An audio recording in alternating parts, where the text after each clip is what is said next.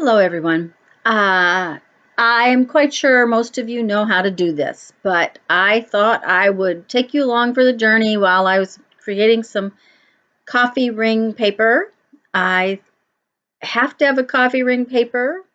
So first off, I have a bowl of coffee. I have a couple of different tools, um, a coffee cup, a jar. My table is covered with plastic.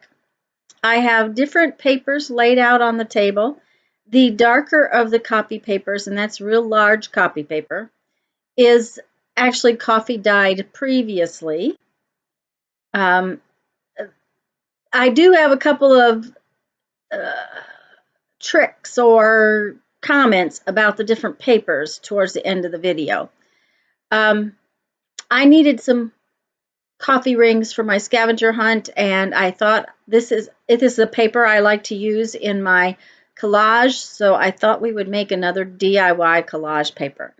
All I did was dip the coffee cup in the coffee, and now that's the dregs, the leftovers from my husband's coffee. He just saves it in the refrigerator for me.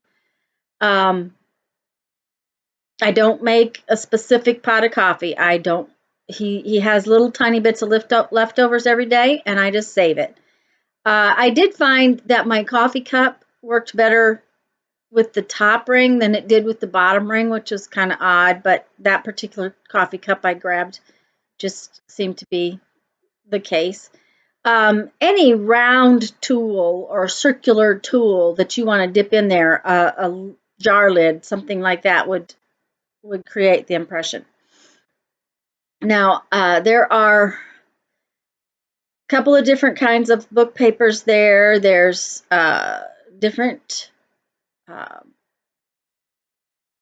the two different copy papers. I already told you to protect your table. I use an old shower curtain on my table to do stuff. That way I don't have to worry about the table, and it's something that if it gets terribly dirty, I can throw it away.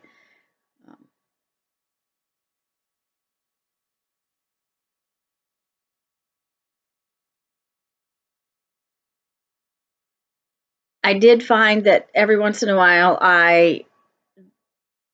when I lifted out of the coffee, I had more coffee on there than I expected. That paper right in the middle has quite a lot of coffee in several spots, which is fine. It's also a different look. I love tearing these papers up for my collages.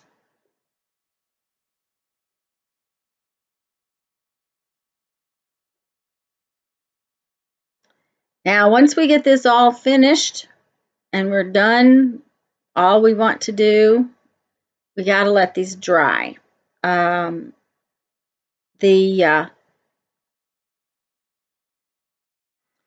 The drying time is going to vary depending upon how much moisture is in the air. I don't use the dryer because I just don't like it. You notice that you get some splotches, you get some rings. The different papers make a big difference. These book papers, the two on the top, worked great. They're old, but they weren't horribly old. These two papers did not work so well because they are so old that the coffee just sucked out into them.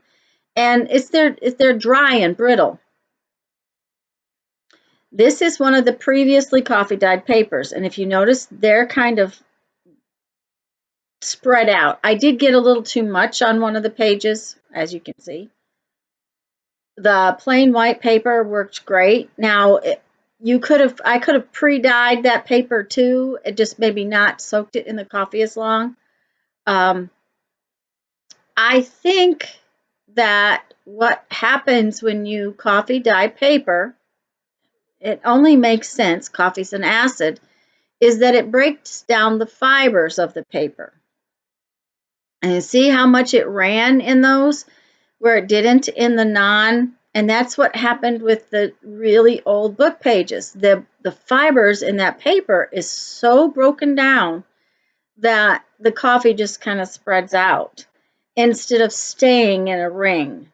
And that coffee dyed paper is a paper that had been soaked, that I soaked. You know, a lot of times I soak paper overnight, but if you notice that the rings are much more expanded, and I truly believe that that's from the acid breaking down the fibers of the paper.